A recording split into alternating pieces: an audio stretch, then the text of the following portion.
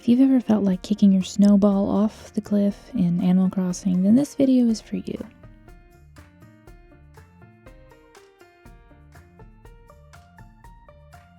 If you played Animal Crossing New Horizons in the winter time when there's snow on the ground, then you know 2 snowballs will show up each day for you to try to roll a snowboy, as they call it, or snowman in the game. This snowboy will give you a winter recipe and a large snowflake the first time you build him. No matter what, he will always do this. But after your very first snowboy, from then on out, you have to roll the perfect snowboy in order to obtain any of these recipes or snowflakes again. And it can be quite the challenge because the snowboy is very picky about his size and shape. We tried so many methods, including the counting method where you count so many seconds or so many rolls, supposedly, which is really hard to do because, you can't really see a full rotation. We also tried the method where you try to line it up with your character's mouth and then their eyes, which does work, but we found it to be a lot less reliable just because it can be very hard to get the right camera angle just to make sure that you actually got the right ratio. Because it's very minute details that matter with this snowboy. Just the slightest bit off in percentages and he will just tell you that you're so close but so far away apparently. So the absolute easiest method we found for building a perfect large snowboy is to place down 10 squares of a path or a custom design, either one will work, in order to roll your head of your snowboy to the right size for the body, which the body will be the biggest that it can be. So let's break that down so it makes a little more sense. Okay, first off, like I said, you're going to lay down your 10 rows of your path or custom design. Now you could just click on your custom design and place it on the ground like you would without the construction process. I just find this a lot more difficult to get it to go where I want it to, and it ends up going all around it, and then I have to kick it off in different areas. So I prefer just to go through the construction mode and just lay it down in a straight line.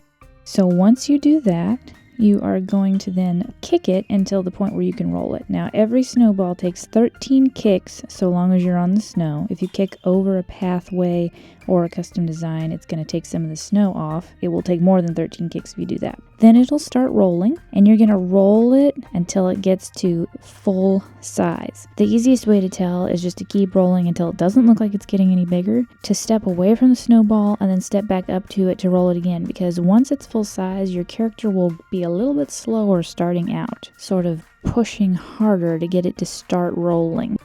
That's when I know that I've hit the full size of the body of my snowman. Now here you can see it is about the eye level for the character. It's just very hard to tell depending on where your camera is. That's why I don't really go with that method fully. Now, once you roll your second snowball to its full size, I do the exact same thing that I did before, 13 kicks and then roll it to its full size. I put the body of the snowman, which is the first ball that I rolled, at one end of the 10 slot custom path or path that I've laid down. And then when I have rolled the second snowball, that's going to be the head. So I'm going to take it down to the other side of the path. And then I'm going to start rolling that snowball down the path that I've laid so that it ends up coming to the end where the other snowball is. And it will, or at least it should, jump on top of the body of the snowman to create the perfect snowboy. Now watch here that you really roll over all 10, so don't get your body snowball too close to the end of the 10th one. You really want to make sure it rolls over the whole thing, because it does seem to be particular about how much snow comes off with this method. It is rolling extra snow off of the head snowball. Now I've done this method countless times, and for me this is the most reliable method for getting a perfect snowboy every time.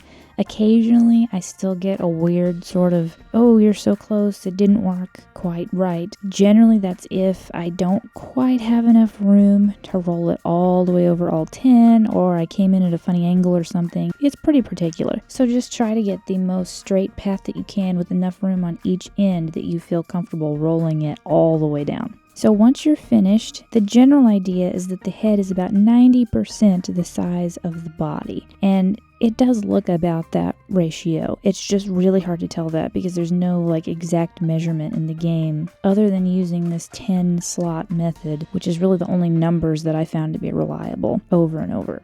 And I tried many different methods because I didn't really want to lay paths down everywhere a snowball popped up, but it just was the most easy, reliable way to do it. So it just became something that I just started doing wherever a snowball popped up because it's just so much easier. It's frustrating when you keep rolling almost perfect snowboys and then not getting your large snowflakes, because that's the only way in the game that you can get the large snowflakes is to roll a snowboy. Many items require that, and then you have the specialty items that he will give you the DIY recipes for that you can't get any other way as well. So if you really want that ice theme on your island, you're gonna have to do it this way to be able to get those items. You do this every single day, and the snowboy will on day 1 give you a DIY recipe, and then he will also give you a large snowflake. Once you have all your recipes, he will just continue to give you a large snowflake each time you make him. And then on subsequent days, as he melts over a 4-day period, he will also give you a large snowflake each of those days, so long as he was a perfect snowboy.